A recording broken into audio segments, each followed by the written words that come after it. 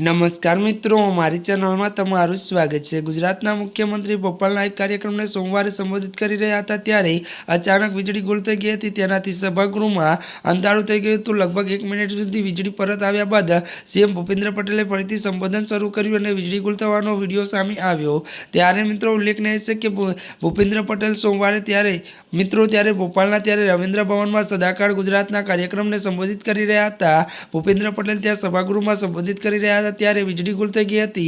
Light परत आई त्यां सुधी भूपेन्द्र पटेल माइक चेक कर्युं अने कह्युं के आ आत्मश्युत छे, आवा समय जाण थाय छे।